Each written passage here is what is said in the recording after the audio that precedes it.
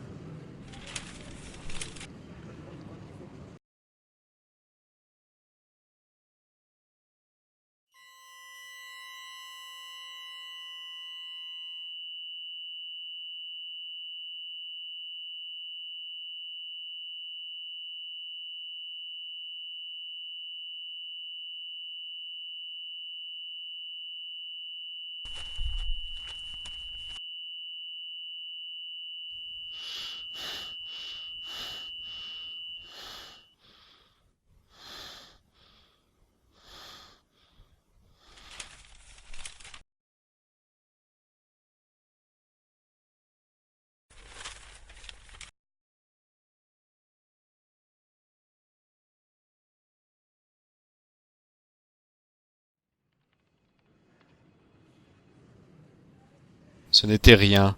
Le directeur était absent. J'ai rendez-vous demain, ça tombe bien pour nos affaires. Comment avez-vous avancé en mon absence? J'y suis presque. J'ai reçu la liste. Vous n'avez pas encore traqué l'erreur? Si, je l'ai fait. Il n'y avait aucune erreur, en fait. Le dossier est bon. Comment ça, faites voir? Allons, faites donc voir.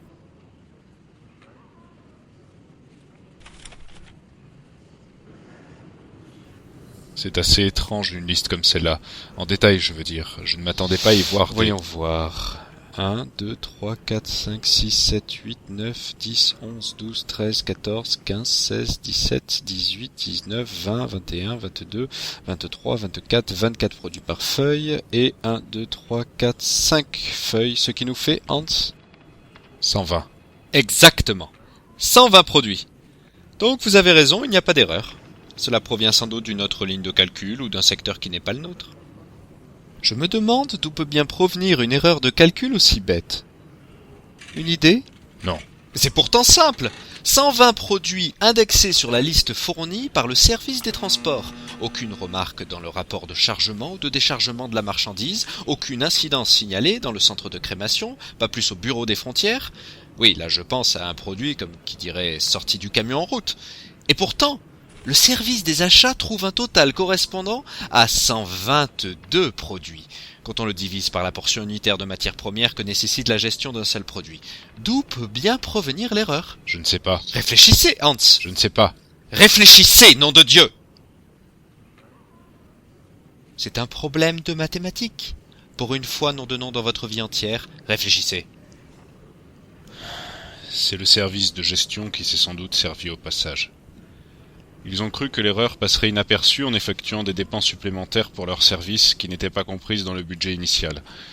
Ils ont alors décidé d'augmenter un peu le total de cette ligne sur les frais d'exploitation plutôt que sur la ligne adéquate de leur budget de fonctionnement. Eh bien enfin vous y êtes, Hans, vous y êtes parfaitement. C'est parfaitement ce à quoi je pensais. Ils ont pensé que nous n'allions pas le voir, que nous allions passer au travers, les imbéciles heureux, les imbéciles heureux. Ils ne se sont pas doutés une seconde, pas une, que nous serions là, à veiller sur leurs moindres faits et gestes, sur leurs moindres erreurs de calcul. Voilà pourquoi il faut toujours être sur ses gardes. Il faut toujours veiller, être vigilant. L'homme est un être doué pour la fraude. Retenez cela. Je vais tout de suite aller signaler cette erreur au service de redressement des enquêtes internes. Ils feront de cette information ce qu'ils voudront bien en faire, mais nous aurons fait notre devoir. Voilà tout. Il y a des fourbes partout qui rôdent, s'installent là où on ne les attend pas.